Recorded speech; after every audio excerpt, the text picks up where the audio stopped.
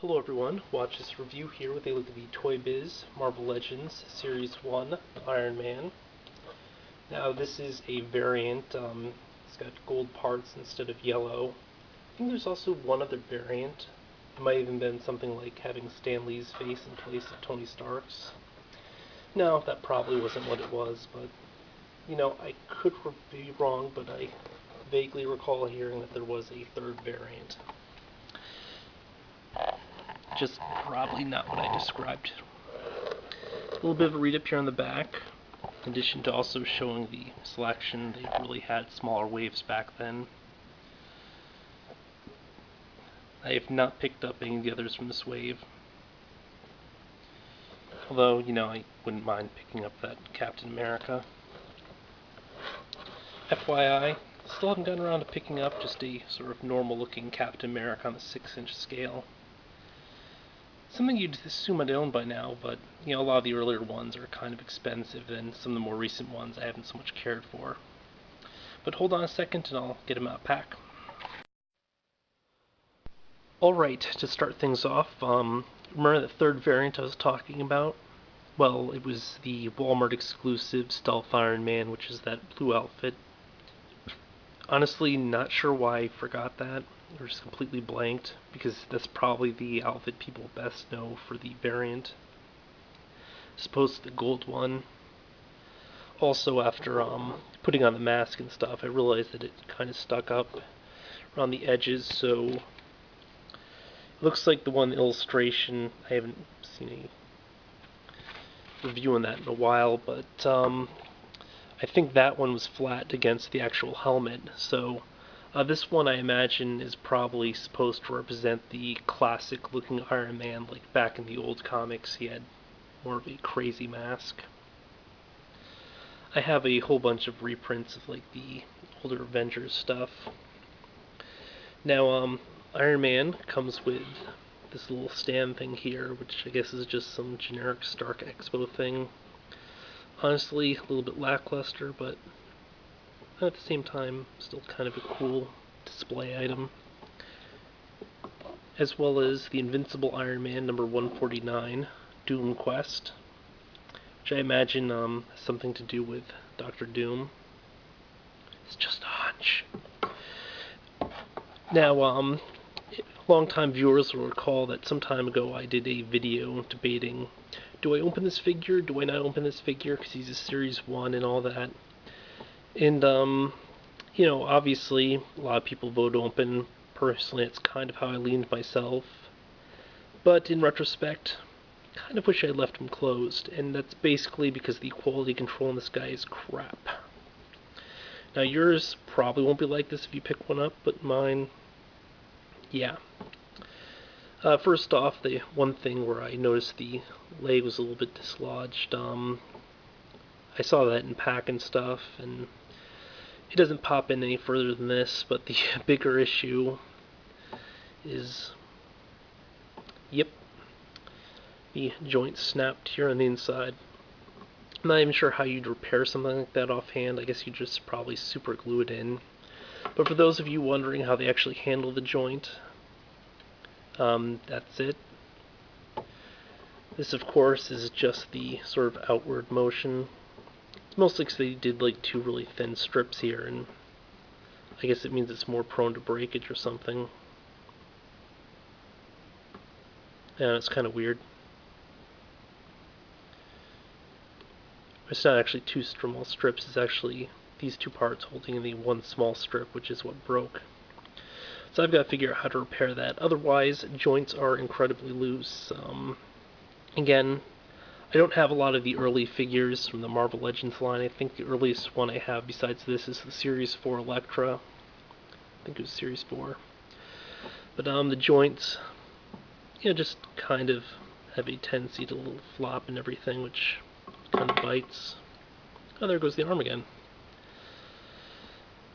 But I mean, at the same time, there's just so much cool stuff about this figure, which doubly makes it suck that I got a sort of busted one. Or one that would bust. Again, I might actually go back and try to pick up one that's probably not broken, although, to my luck. Yeah. Now, this isn't actually the first time I've had a figure with a joint like this.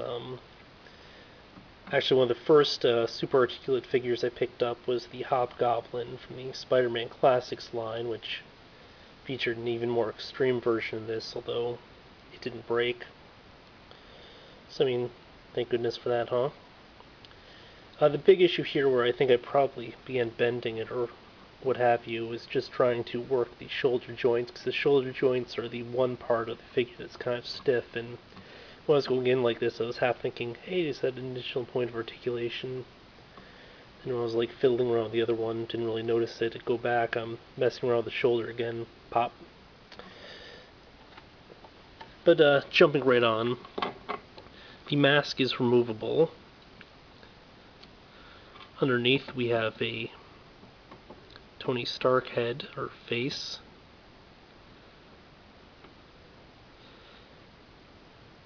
Which, I mean, depicts the character as... I mean, it's unmistakably Tony Stark. I mean, occasionally when you have figures that just show the character's face, you're like... There's some likeness, but just at a glance, you know... He's definitely Tony Stark. Or Mastermind. But no, probably mostly Tony Stark. Though, again, if you want to customize a Mastermind, this would probably be the face I'd use. Head has some really excellent articulation. You have a neck joint, then there's another joint right at the head itself, so it has a really cool sort of smooth feeling as you move the joint, which I know sounds kind of nutty, but hey, whatever. Also, I just want to point out that paint-wise, I don't know if it's just the paint or if they used, like, put glitter in the plastic or whatever, but there's a whole little shiny thing going on with the red portions, which looks really nice. The gold portions, which are, I guess, kind of a pretzelish gold in places, also have a fair amount of sort of glitter effect, as well as some decent color. So you'll notice that the shades, of course, sort of change to like more of a bronze right around here. I mean, it looks pretty decent, although I expect most people would prefer like the yellow, because it's kind of what we're more used to seeing, and so forth. But here at the shoulder, assuming that yours doesn't break, and be careful, but you have the inward shoulder motion, which is really neat. That does enable you to kind of get the character's arm more in front of him. So I mean, like if he's grabbing another character to restrain them or something, kind of works, although don't know if I'd really pose the character doing that all that much, but it's always good to have the option. Rotation here at the bicep, really smooth joint. Double pin joint here at the elbow. The general design kind of reminds me of the NECA Street Fighter ones, just because it's just a really thick, meaty elbow, which kind of blends in with the forearm here, rather than have like a different shaped one. You have a point of rotation here at the sort of gauntlet, I guess. And then wrist, which is sort of essential because you have to have the character have his repulsors faced out.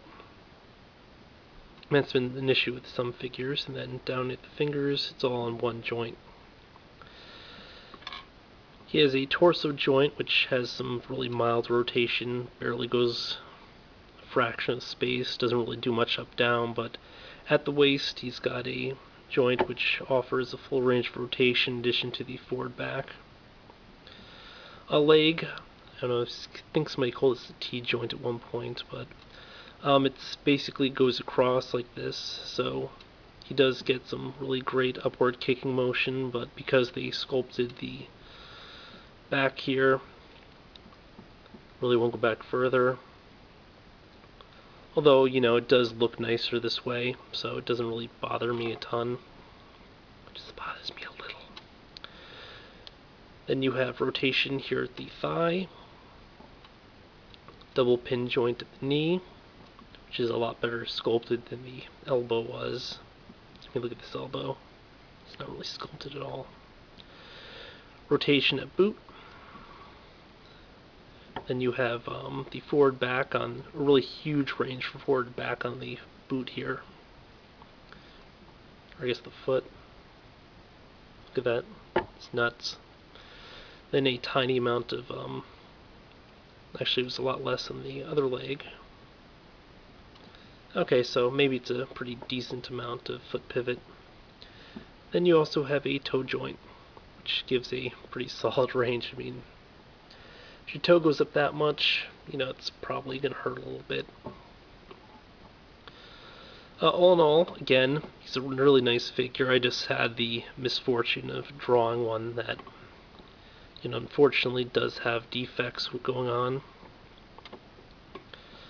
I am a fan of the articulation stuff. I feel it's a really good sort of range that they have going on here. Basically everything you could ever want. This Iron Man really has about all the articulation you could possibly want in a figure. I was kind of racking my brains thinking, where else could he use articulation? And basically the only thing that really came to mind was individually articulated fingers, like the first appearance Spider-Man here has, although honestly not a huge deal, especially considering the way they implemented the fingers here. It does look a bit nicer than how they did the individually articulated on Spider-Man. Also, might be nice if you could kind of make a fist instead of a half fist when the hand is closed, but again, not a huge issue. I think that the figure is just all around spectacular, which just makes it kind of unfortunate that I sort of got a bad one, and these things kind of do happen. Fortunately, this time it was to me. But also, this gives you some idea of scale. So it's definitely a dude in a suit of armor. You've got the bulkiness, and that is really neat. So until next time, this has been a look at the Marvel Legends Series 1 Iron Man, a gold version, kind of like the really old comic style.